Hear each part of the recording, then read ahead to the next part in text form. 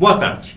Primeiro Escalão recebe, nesta tarde, o cirurgião bariátrico Dr. Carlos Schiavon, médico especialista que atua na especialidade há vários anos em São Paulo, no Brasil e no exterior. Para entrevistar o Dr. Carlos Schiavon hoje aqui no Primeiro Escalão, eu convidei o jornalista André Gaeta, da Associação Paulista de Imprensa. Dr. Carlos, muito obrigado por ter aceito o nosso convite.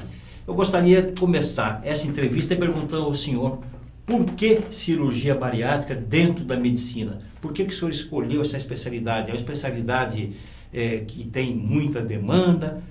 O que determinou a sua escolha pela cirurgia bariátrica? Obrigado. Bom, boa tarde, Caetano. Boa tarde, André. Obrigado pelo convite. É um prazer estar aqui com os seus telespectadores. Eu comecei na cirurgia bariátrica. Eu fazia muita cirurgia do aparelho digestivo, muita videolaparoscopia, que estava crescendo muito a partir do ano 2000, né? Sim. Até antes um pouco. A gente começou com a laparoscopia de cirurgia de vesícula e chegou no Brasil por volta do fim da década de 90 para o ano 2000, a possibilidade de fazer cirurgia bariátrica por laparoscopia, que é aquela cirurgia que tem os furinhos, como as pessoas chamam, que é menos invasiva. E nós já tínhamos muita experiência, começamos com um grupo a fazer cirurgia bariátrica por videolaparoscopia. Então, esse foi o começo, né? Sim. Só que isso se tornou uma paixão, porque diferente de você operar a vesícula, uma hérnia que o paciente opera, geralmente no primeiro mês você acompanha, depois o paciente vai embora e geralmente você até às vezes nem vê mais o paciente. O paciente obeso é um paciente que você tem que cuidar por longo tempo, né? E isso se tornou uma coisa muito fascinante para mim, no sentido que você operava, havia melhora excepcional do paciente, corrigindo problemas de saúde, hipertensão, diabetes, problema ortopédico, emagrecendo, melhorando a autoestima. Então isso foi o que me fez continuar nesse caminho da cirurgia bariátrica, porque é realmente uma área fascinante na possibilidade de você melhorar a saúde das pessoas de uma forma bem intensa. Agora, quais são as exigências, Dr. Carlos, para um médico atuar nessa especialidade, exercitar e fazer cirurgia bariátrica? O que se exige do aluno de medicina, que estuda 6 anos, depois mais 2 anos de residência, para ele atuar com uma expertise em alto nível dentro dessa especialidade? O que é exigido desse especialista, desse médico? Na verdade, muito recentemente, faz em torno de 3, 4 anos, mais ou menos, o Conselho Federal de Medicina reconheceu a cirurgia bariátrica como uma área de atuação da cirurgia geral ou da cirurgia do aparelho digestivo, né? Então, isso significa assim, que ela ainda não é uma especialidade médica, mas ela é uma área de atuação dentro da especialidade maior, que é a cirurgia do aparelho digestivo. Mas é bem específica, né? A cirurgia bariátrica, embora não se defina como especialidade médica, para o leigo é uma especialidade, né? Para o leigo é uma especialidade, né? Então, hoje, você tem título de especialista para a cirurgia bariátrica. Então, você tem que percorrer o caminho de residência em cirurgia geral ou aparelho digestivo, né? Que são geralmente 4 anos, né, de residência. Depois você tem que fazer, já existem, começando a aparecer residências... 4 anos de residência para essa especialidade. Geral, né? Aí residência em cirurgia do aparelho digestivo ou geral, e depois já estão começando a aparecendo pós-graduações ou residências mesmo em cirurgia bariátrica. E aí você pode prestar o título de especialista, para você se tornar um especialista na área de cirurgia bariátrica. Perfeito. Antes de passar a palavra ao André, doutor Carlos, eu gostaria de perguntar para o senhor o seguinte. Hoje se fala muito, né, em associação, a cirurgia bariátrica associada ao processo de redução do diabetes e da hipertensão. Qual é a relação que existe hoje com a evolução da medicina, não só no Brasil como no mundo, mas o Brasil tem ganhado notoriedade por atuar com bastante expressão nesse campo? Qual é a relação que existe entre a cirurgia bariátrica, a hipertensão e o diabetes, o processo de redução do controle dessas doenças? Bom, a obesidade ela, acho que muita gente já tomou conhecimento disso, é hoje um dos grandes desafios da saúde pública mundial, né? A obesidade vem crescendo no mundo inteiro. O Brasil é um dos países onde a obesidade mais cresceu, né? Nós temos metade da população hoje acima do seu peso ideal. Metade? Metade da população acima do seu um peso índice ideal. altíssimo, não, doutor? Em torno de 15% efetivamente obesos, né? Porque a gente tem uma faixa que chama sobrepeso e depois a obesidade. Então, metade está acima do peso e em torno de 15% já são efetivamente obesos, né? Isso é calculado através do índice de massa corpórea, o IMC. Você encontra facilmente na internet para calcular seu IMC, sabendo seu peso e sua altura. E o que se sabe hoje é que, acompanhando a epidemia de obesidade, nasceram outras epidemias. E esse é o grande desafio. Que outras epidemias?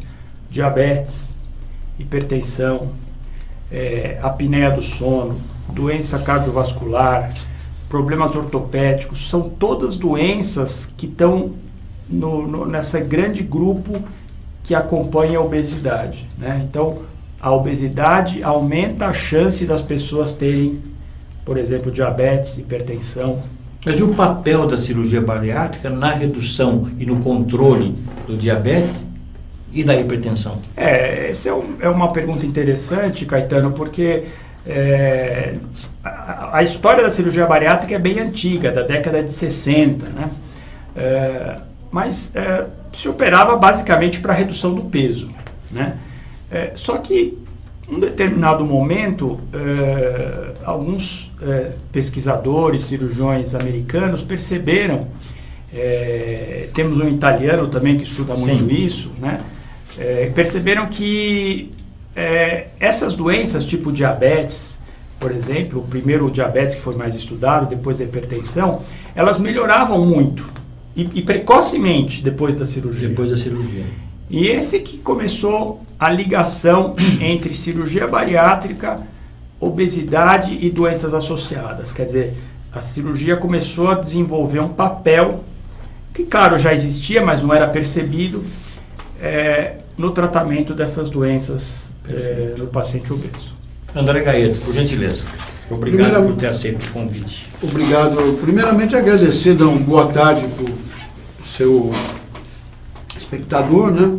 E agradecer o convite, dizer que é uma honra estar aqui consigo, meu amigo, já há mais de 3 décadas, né? E uma honra também poder estar entrevistando um homem com a envergadura do Dr. Schiavon, dentro dessa especialidade, que tem crescido muito na aceitação popular. Hoje ela está popularizada, né, doutor? E no começo tinha muitas interrogações. A pergunta que eu faço inicialmente é, aquelas interrogações, os medos da invasividade da cirurgia, né? Ela existe ainda? Outra segunda pergunta seria, varia a efetividade no corpo masculino e no corpo feminino? E a preponderância de uma etnia para outra, ela pode ter condicionantes negativo ou positivo? Inicialmente eu deixaria essas indagações. Então, André, obrigado pela pergunta.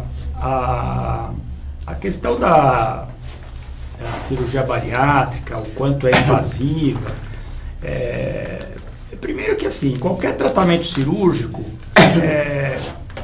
os pacientes em geral, nós mesmos, se precisamos ser operados, temos os nossos medos, as nossas preocupações, né?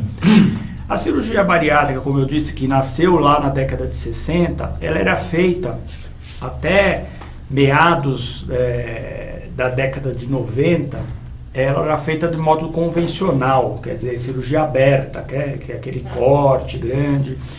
E a gente sabe que a obesidade é um fator que aumenta a chance de infecção pós-operatória, aumenta a chance de trombose, aumenta várias questões. Então, a cirurgia, até a era da cirurgia aberta, era realmente uma cirurgia mais invasiva, que tinha complicações numa frequência maior que a desejada, que todos os médicos desejavam. Complicações no pós-operatório? No pós-operatório. E isso acho que estigmatizou um pouco também a cirurgia, né? Então tornou assim, assustou um pouco as pessoas. Potencializa mais o medo. E os próprios médicos tinham um receio de indicar esse tratamento, porque tinha muitas complicações. Com o advento da cirurgia por laparoscopia, uma cirurgia muito menos invasiva, com menos complicações, a chance de infecção muito menor, e o desenvolvimento das tecnologias de vídeo, de equipamento instrumental, esse nível de complicações caiu muito. Cai o período de internação também? Também caiu o período de internação. Essa cirurgia hoje, eu posso dizer com tranquilidade, tem trabalhos na literatura médica, ela equivale em riscos a uma cirurgia de vesícula, que é uma cirurgia feita corriqueiramente. Simples. É uma cirurgia, vamos chamar de simples, é tranquila, pós-operatório fácil. Então, assim, hoje a cirurgia bariátrica é um tratamento seguro. Perfeito. É claro que é uma cirurgia, então as pessoas têm os seus medos, né? Qual é o período entre a internação para a cirurgia e feita a cirurgia, o paciente tem alta depois de quanto tempo? Normalmente, na média, hoje, de 36 a 48 horas depois da cirurgia. É muito rápido. Em geral, é esse o período para o paciente ter alta. E na questão, na minha segunda pergunta, a efetividade do... A gente sabe que obesidade primeiro assim, obesidade, por que é difícil tratar a obesidade? Isso é uma coisa fundamental de dizer, porque a gente tem que tirar o estigma da obesidade, né? Saber que a obesidade é uma doença. Por que uma doença, doutor Carlos? Eu queria encaixar, adicionar essa pergunta dentro da resposta que o senhor está dando para o André. Por que assim, a obesidade era considerada um relaxo da pessoa, né? Um relaxo, a pessoa é relaxada, preguiçosa, come muito, não faz exercício e está gordo. É hábito cultural? Aquelas coisas. A gente sabe hoje que é um problema, uma doença multifatorial. Isso, o que significa isso? Tem várias causas. O paciente não é obeso por uma causa única. Isso é raríssimo, existe isso, mas é raríssimo. São a exceção da exceção. Ou seja, tem uma carga genética. Perfeito. É o meio que ele vive, é o tipo de alimentação, é o grau de atividade física, são fatores hormonais, homem ou mulher, né? Hoje em dia estão muito parecidos, mas é claro que tem uma diferença entre a obesidade do homem e a obesidade da mulher. Tem a questão de raça. De étnica. Sim, tem a questão étnica, tem populações que têm mais tendência a ser obesa, outras menos. Qual é essa população? Tem mais tendência, os asiáticos, não é que eles têm mais tendência a ser obesos, mas eles com pouca obesidade comparado com o ocidental, já estão mais doentes, né? Eles estão mais doentes com uma obesidade menor que a nossa. Né? E o homem de uma etnia, ele pode ter mais potencial de obesidade para outra, e a mulher de uma etnia também. Tem essa variante também? Tem variantes. Né? Perfeito. Então, assim, a obesidade, ela não só é uma doença por si só, como ela causa outras doenças. Por exemplo, doutor Carlos, que doenças a obesidade pode causar?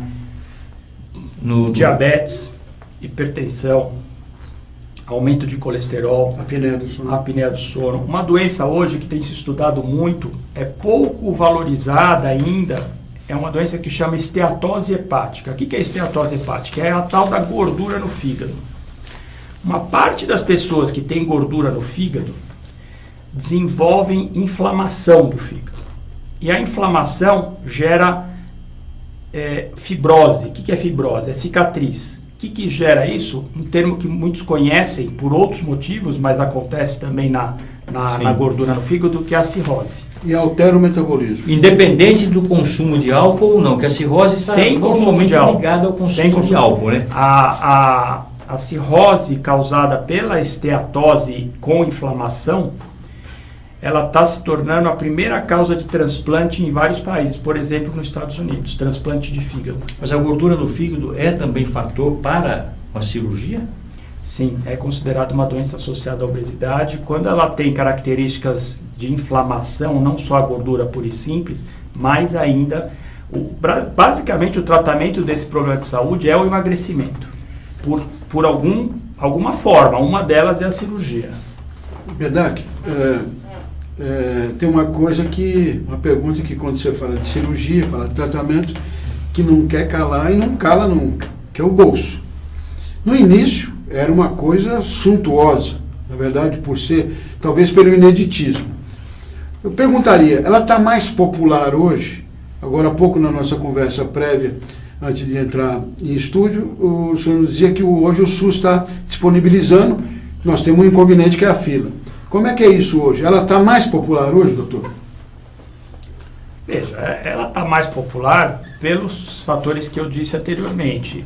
Você tem uma diminuição dos medos, das complicações reduziram, as preocupações dos pacientes, dos médicos reduziram. Então, é uma cirurgia que tem excelentes resultados hoje na fase inicial. Em termos de complicações, é muito baixo o índice de complicações. É uma cirurgia, então, que se popularizou. O que é popularizou? É um termo um pouco errado, talvez, mas ela aumentou o número de cirurgias, porque as pessoas passaram a procurar mais. Rompeu a barreira da questão estética para ir para a saúde pública, Sim, seria isso? Essa é outra questão que está cada vez mais conscientizada na sociedade, que nós temos uma doença na frente da gente, não é uma questão estética, né? A estética hoje viria em segundo plano, né? O primeiro plano é o fator doença. Sim, que precisa ser controlado e até curado, né, doutor Carlos? Então, nós temos acesso à cirurgia bariátrica tanto pelo sistema público quanto pelo sistema privado. Como todos sabem, o sistema público tem as suas dificuldades. Claro. Então, você consegue operar pelo sistema público? Sim, você consegue. Porém, existem filas de espera, não é uma coisa imediata, porque você chega lá no hospital e vai ser operado, né? Então tem desafios a serem vencidos. Mas eu espero que a gente consiga ampliar esse acesso, porque, que nem eu disse, nós temos 15% da população obesa. Parte desses obesos teria indicação de cirurgia, que seriam os chamados obesos mórbidos, né? Então, esses pacientes... não sei se infelizmente ou felizmente, basicamente o tratamento que eles têm, que tem resultado, é a cirurgia. Outros tratamentos funcionam de maneira muito pobre no obeso grave, né, que é o obeso mórbido. A gestão de medicamentos. Sim, seria medicamentos, dieta, exercício. O resultado, infelizmente, não é muito bom para paciente que já atingiu esse nível de obesidade. Sim. Hoje no Brasil, sabe-se que 60% a 70% da população adulta é hipertensa proveniente da obesidade. O que é recomendável? Qual é o processo mitigatório desta problemática em termos de saúde e para redução ou até mesmo controle da hipertensão? Que é proveniente... Na verdade, só para tentar explicar melhor... Não interrompendo isso, eu posso ser magro e ser hipertenso. Sim. E pode existir um obeso que não é hipertenso. Sim. Como dividir essas duas relações? Na população adulta, esse número que você falou, na verdade é o seguinte, em torno de 60% a 70%, em alguns estudos mostraram, a hipertensão está ligada à obesidade. Quer dizer, é um fator causal, né? Quer dizer, a obesidade causando, ou pelo menos facilitando o aparecimento da hipertensão. Essa é a questão.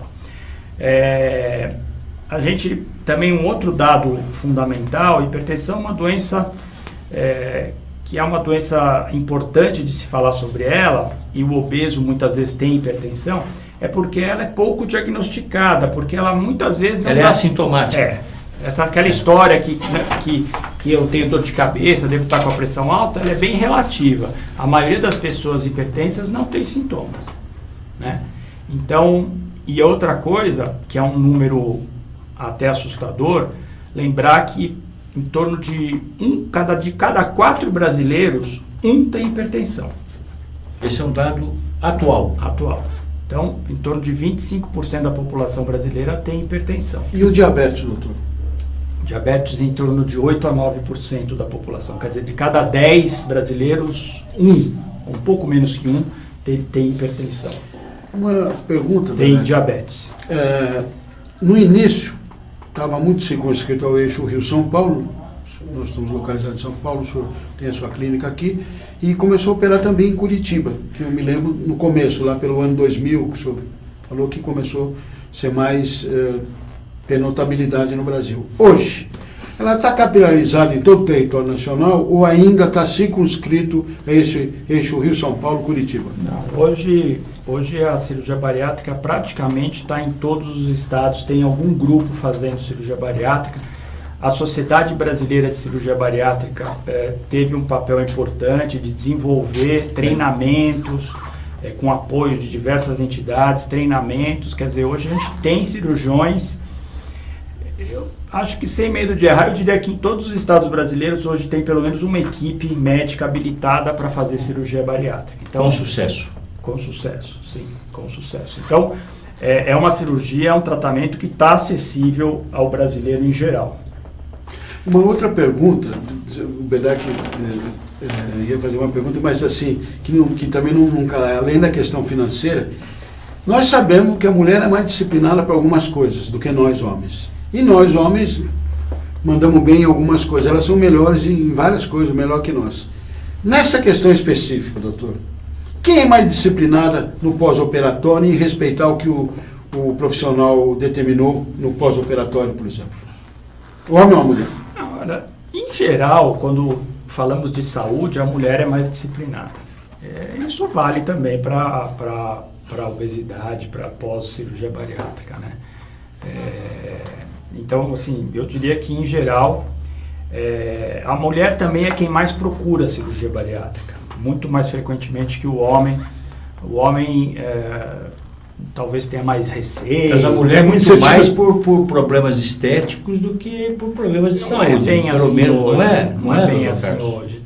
Tem a questão estética. É claro que, assim, a pessoa que está acima do seu peso, é claro que tem um fator estético envolvido, tem uma baixa autoestima muitas vezes, né, pelo fato de não estar bem consigo mesma.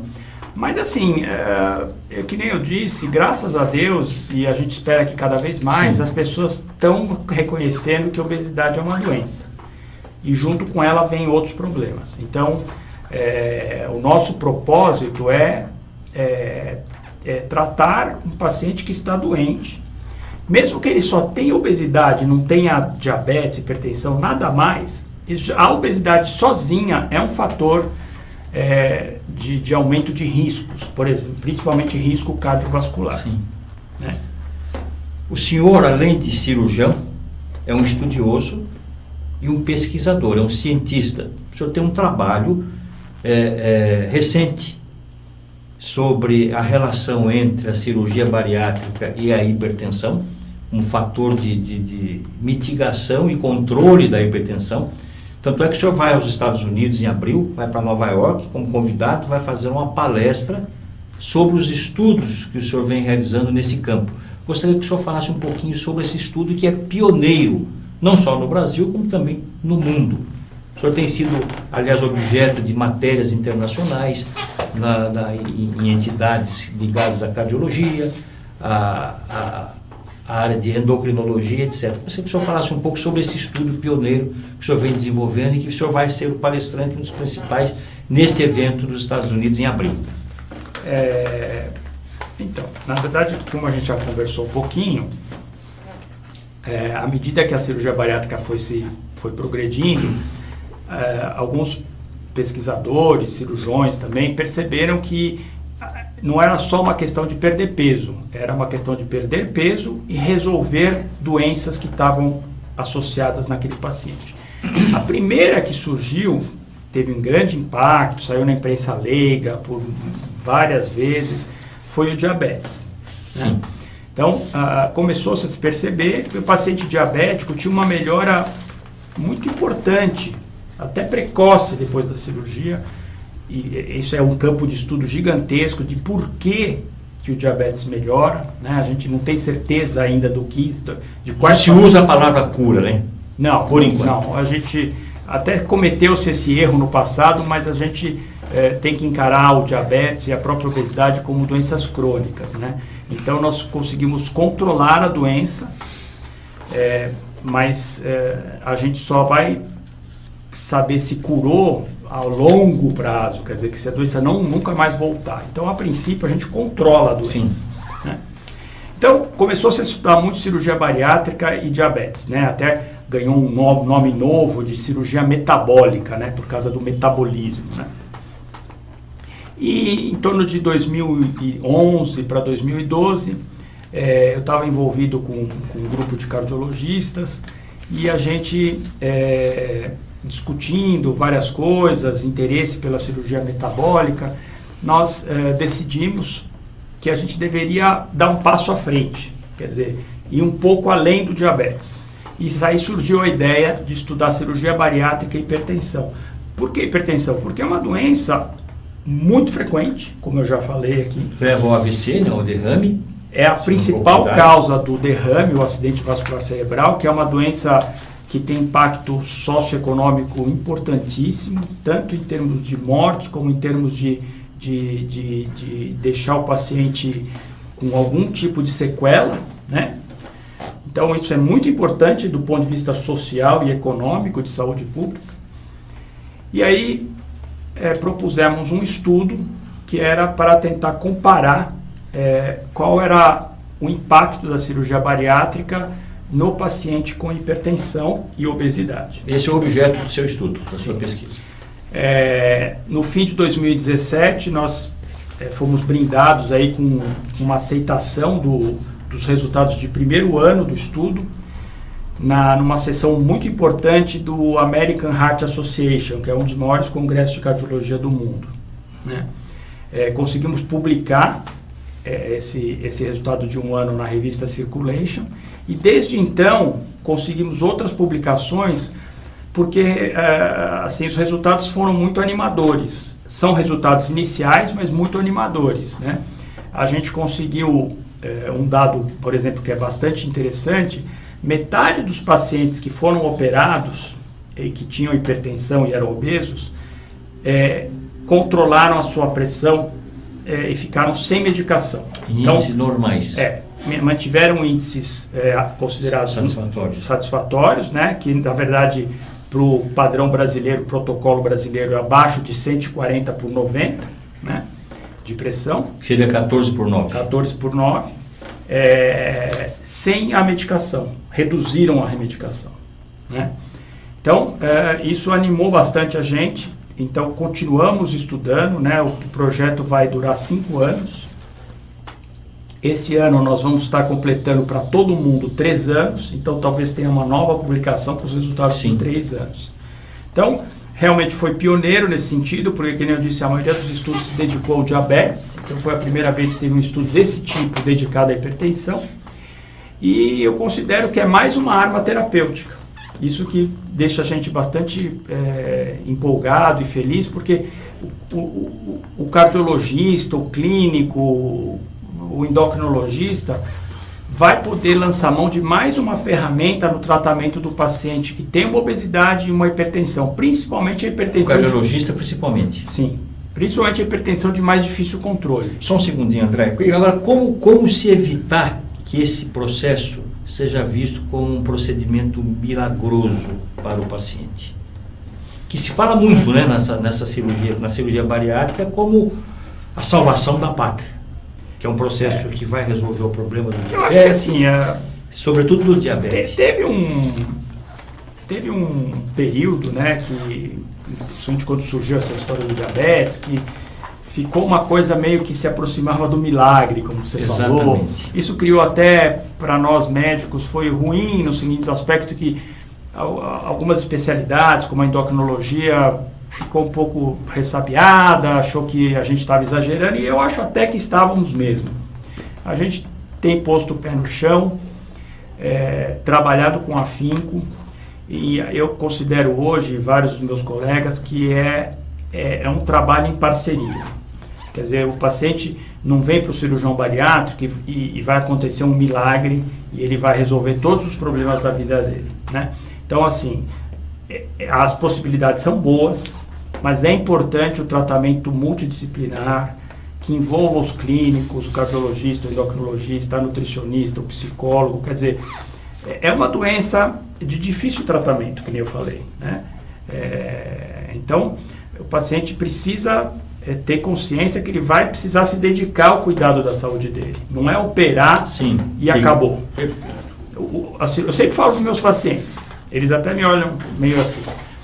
A cirurgia é o início do tratamento, não o fim. Tem gente que vem achando que a cirurgia é o fim do tratamento. Operou, acabou, resolveu tudo. E não, é o início. Né? André, por favor. Uma outra coisa que nos preocupa, porque no Brasil, especialmente, tem aumentado muito as notícias, são até alarmantes, da obesidade infantil. E a gente vê pediatras, ebiatras e psicólogos que lidam com a infância e adolescência até apavorados quando falam desse tema. Os hábitos alimentares que o jovem e a criança têm. A partir de que idade que é aconselhável e que se pode fazer essa cirurgia e qual é o nível hoje dessa preocupação dentro dessa sua especialidade nessa faixa etária que eu digo? No Brasil, existe uma resolução do Conselho Federal de Medicina sobre cirurgia bariátrica. A cirurgia está aprovada a partir dos 18 anos, que é uma idade que, na verdade, seria a idade que você considera que o indivíduo está com o seu crescimento finalizado, né? Que não vai, a partir dali, crescer mais. Entre 16 e 18 anos é possível operar, porém você tem que ter uma avaliação mais detalhada ainda, incluindo pediatras, ebiatras, que é o médico do adolescente, uma equipe maior que dê respaldo para aquela cirurgia. Eu diria que, infelizmente, nós temos pacientes que precisam da cirurgia bariátrica nessa idade. Tem pacientes nessa idade que já são obesos mórbidos, diabéticos, hipertensos, né? No caso de crianças, inclusive. Quando eu fiz medicina, não é tão antigo assim. Quanto tempo? Tem em torno de 30 anos. 30 anos. Então o senhor é um jovem veterano. O chamado diabetes tipo 2, que é o diabetes que a gente trata com cirurgia, que ajuda a tratar, ele era o diabetes do adulto, já do adulto caminhando para a faixa, para o idoso, né? Sim. Quer dizer, era uma doença pelo menos acima dos 50 anos. E hoje, e o diabetes tipo 1, chamado tipo 1, era o diabetes juvenil, né, que chamavam, né? O 1 é que o paciente tem que tomar insulina? O 1 é que tem que tomar insulina. O 2 também, às vezes, tem que tomar, muitas vezes, mas o 1 é que sempre tem que tomar. E o que aconteceu hoje? Caiu a faixa. O diabetes tipo 2 passou a ser uma doença universal. Você vê criança com diabetes tipo 2. Motivo, obesidade. Então, esse é um desafio muito grande. A obesidade infantil tem crescido no Brasil também. Está virando uma epidemia, né, doutor? Pode-se dizer. É uma epidemia. E o que é duro é que a gente sabe hoje que a criança obesa vai ser quase com certeza um adulto obeso.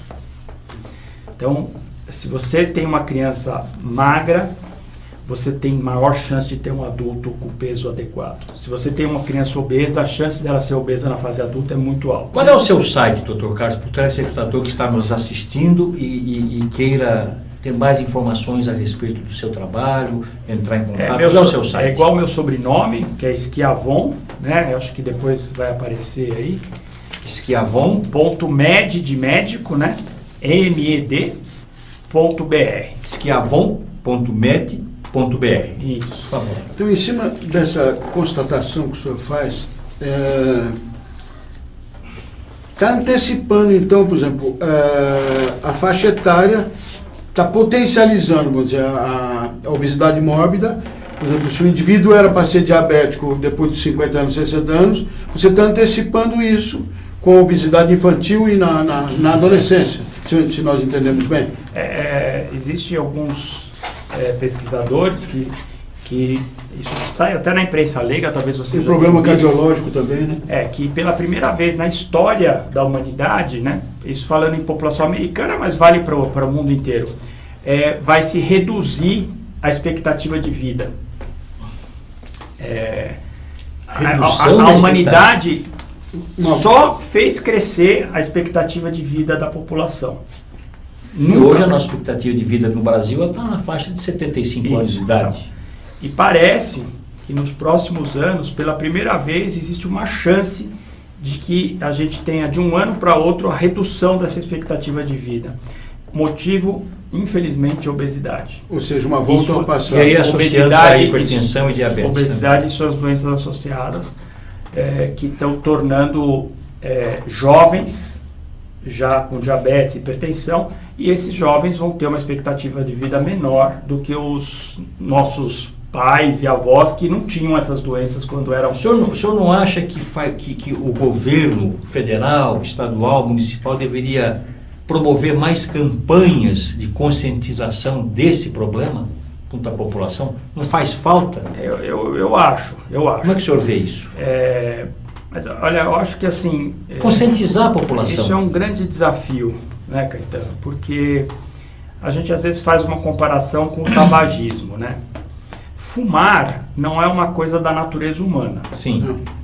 Então, parar de fumar vai a favor da natureza humana, que era não fumar, né? Agora, comer é da natureza humana. Então, e beber, dependendo do que beber também. Também é da natureza humana. Você ia falar em alguns casos, né? Então, é um grande desafio, muito grande mesmo. Talvez um dos maiores desafios da humanidade vai ser convencer as pessoas que elas têm que comer menos e com melhor qualidade. Infelizmente também a comida saudável é mais cara. Sim. Então a população de menor renda acaba às vezes não tendo acesso a essa comida de melhor qualidade, come uma comida de pior qualidade e nutricionalmente leva à obesidade. A gente às vezes tem obesos desnutridos. O que é isso? É um paciente que está acima do peso, mas tem algumas desnutrições específicas, que é por falta de nutrientes, porque a dieta dele é meio pobre, né? Sim. Ela tem muita caloria, mas não tem substância, vamos chamar assim, né? Então, eu sinceramente, eu acho que é um desafio que a gente vai ter que brigar muito. Claro que campanhas são importantes nas escolas, mudar os hábitos desde pequeno, mudar, conscientizar os pais. Só que assim, é um desafio bem grande. Eu não sei exatamente, provavelmente tem que são várias ações para conseguir. E onde entraria nesse processo de conscientização e até de ajuda ao paciente para conduzir melhor a sua vida, a inovação, a telemedicina? Onde é que entraria dentro desse processo que o senhor está se referindo? A inovação hoje dentro da medicina é algo... É engraçado você me perguntar isso, porque está aí um boom, né, de discussão sobre telemedicina, é capa da revista Veja dessa semana. Exatamente. Porque lançaram uma resolução autorizando a telemedicina. Agendamento de exames médicos. Veja, na minha área, a tecnologia ajudou muito. Nós estamos só progredindo, né? A tecnologia tem ajudado a gente sem parar. Então, seria meio hipócrita eu dizer que a telemedicina é uma coisa que não deveria acontecer. Eu acho que ela vai acontecer. Já está acontecendo e vai aumentar. Como coadjuvante na cirurgia? Não, como atendimento à população em geral, sim, através de telemedicina. Isso não em todas as especialidades, não só na cirurgia bariátrica, como seria outras. O atendimento não seria presencial, seria através de imagens. Uma conversa por um vídeo, uma videoconferência quase. Na cardiologia já é muito usado isso, né? Para exames, sim, para transmissão de exames. O que eu acho é que assim... a gente só vai ter que tomar alguns certos cuidados, né? Porque eu ainda acredito que o atendimento médico, em muitas áreas, ele depende do contato pessoal. Presencial, né? Paciente, médico, olho no olho. Depende do exame físico, né? Então, sem dúvida, por exemplo, o paciente que está lá no interior da Amazônia, esse cara vai se beneficiar da telemedicina, porque ele não tem acesso. Então, a telemedicina é um fator de melhora da vida dele. Agora, uma pessoa que está aqui em São Paulo, será que é melhor ele fazer uma consulta por telemedicina ou ele ir ao consultório do médico? Aí a discussão é um pouco mais complexa, né? Sim. A medicina hoje mudou muito, as pessoas reclamam que o médico conversa pouco, faz atendimentos muito rápidos, pede muito exame, isso gera um monte de problemas. Mas eu não sei se a telemedicina é uma solução para isso, para este problema especificamente. Eu tenho até medo que aconteça o contrário, né? O médico que está lá do outro lado vai estar fazendo várias coisas ao mesmo tempo, né? Além de olhar o seu celular, conversar com o paciente pela telemedicina. Então, é um grande desafio. Sem dúvida. Eu acho que o que se está se criticando muito do lado médico é que é uma coisa que já está, antes de a resolução aparecer, grandes grupos empresariais já estão meio que dominando o mercado. Então, o médico está com um pouco de receio de ser uma mera ferramenta ali e piore a sua Vai perder o protagonismo. Piore o seu trabalho, no final das contas, né? Então, não sei. Doutor, há 11, já está indo para 12 anos que eu cortei da minha dieta a carne vermelha de porco e de frango. Ainda como um pouco de peixe. Segundo meu filho Andrezinho Gaeta, que está nos assistindo, eu sou lacto-pisco vegetariano. Ele é vegano. Atleta, foi medalha de prata da Grande São Paulo 2 anos depois, de Kung Fu, 2 anos depois que parou de comer carne. Demorou um pouquinho com a parte láctea, mas depois parou também. Nem mel ele consome. Acho que foi Sófocles que propagou que somos o que comemos. Não sei se ou morremos pela boca, né? Sim. Eu perguntaria, doutor, e ele me deu uma boa notícia, o Andrezinho, meu filho, que parece que o prefeito Bruno Covas vai colocar na dieta, no município de São Paulo, a confirmar, mas o meu filho trabalha na prefeitura, me parece que é verídico, a dieta vegetariana e parece que vegana também. Isso pode contribuir bastante também para a gente minimizar essa questão da obesidade mórbida na infância e adolescência, doutor? Através da alimentação. E no adulto também, evidente. Olha, veja, é uma pergunta provocativa que eu faço. Antes que alguém, de repente, não sei se a gente recebe perguntas também, comece a me criticar, eu acho que eu me considero um pouquinho cético em alguns aspectos dessa questão. A primeira delas, como eu já falei aqui, comer saudável custa caro. Sim. E ser vegetariano, e pior ainda vegano, custa muito caro. Mas a alface é barata, doutor. Não. Beterraba também. Só que se você comer só alface e beterraba, você vai ser um desnutrido. Não tem proteína. Você vai ser um desnutrido.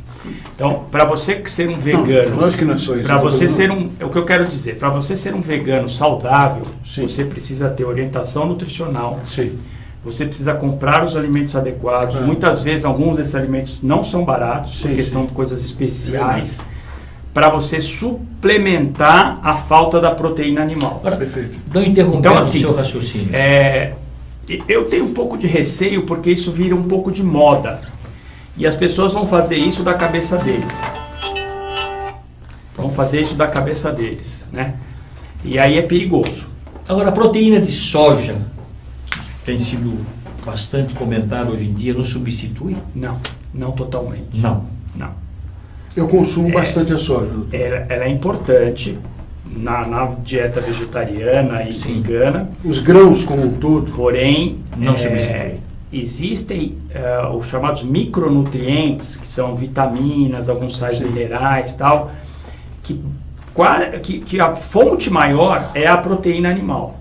Então, para você encontrar na quantidade adequada aquele elemento, você tem que buscar... Tem que comer um caminhão de soja, né? Não, às vezes não é comer soja. Às vezes você tem que comer uma semente, diversificar. Um tipo de amêndoa, não sei o que, uma verdura X. Então, assim, ser vegetariano e ser vegano custa caro. Veja, isso pode ajudar a diminuir a obesidade? Pode, se for bem orientado, porque tem um outro detalhe. Para o paciente vegetariano e vegano, principalmente, comer a quantidade adequada de todos os nutrientes, às vezes ele come muito carboidrato. Porque junto com esses nutrientes tem que eu me incluo. Vem muito carboidrato, né? Então, isso também tem que ser balanceado. Então, assim, você me fez uma pergunta provocativa, mas é bem complexa a resposta. Eu tenho minhas dúvidas se para a população em geral num país que infelizmente ainda é um país pobre, né, muitas vezes, essa é uma solução. Mas para abrir o debate é bom essa pergunta. Exatamente. Eu não sei se isso é uma solução, no sentido que, não tem a menor dúvida. no sentido que para você fazer de forma correta, Sim. não é fácil. Doutor Carlos, infelizmente o nosso tempo está chegando ao final. Antes de encerrar, eu gostaria que o senhor fizesse algumas recomendações para quem está nos assistindo. O que o senhor recomenda para quem tem hipertensão, para quem tem diabetes? O que o senhor recomenda antes de terminar? E que o senhor repetisse o seu site também, para que o nosso internauta o consultasse. Bom, a minha recomendação, apesar de ser um cirurgião bariátrico e lidar com obesidade, é que as pessoas procurem formas de evitar ficar obesa, né? O melhor jeito de tratar a obesidade é não ficar obeso. Depois que você ficou obeso, você vai precisar de tratamentos até mais agressivos. Ou farmacológicos, ou cirúrgicos. Exatamente. Então, buscar uma vida mais saudável, comer menos fast food, menos gordura, menos carboidratos simples, né, que está nos doces, em massas em geral. Então, ter uma dieta mais saudável, fazer atividade física, ter uma vida mais saudável. Isso vai diminuir a chance da hipertensão, diminuir a chance de diabetes, diminuir a obesidade. Se você, infelizmente, não conseguiu, está obeso, está muito obeso, eu acho que tem que procurar um atendimento médico. Procurar o endocrinologista, o cardiologista se tiver com hipertensão também. E, eventualmente, dependendo do grau de obesidade, nós, cirurgiões bariátricos, vamos poder ajudar. Eu acho que vamos ajudar bastante, né? Mas seria bom que a população em geral tentasse não ficar obesa. O seu site? Meu site é Schiavon, como meu nome, .med.br. Ok. Doutor Carlos, muito obrigado pela sua entrevista. André Gaeta, muito obrigado pela sua participação. Obrigado. Primeiro Escalão volta na próxima quarta-feira, às 15 horas. Até lá, muito obrigado.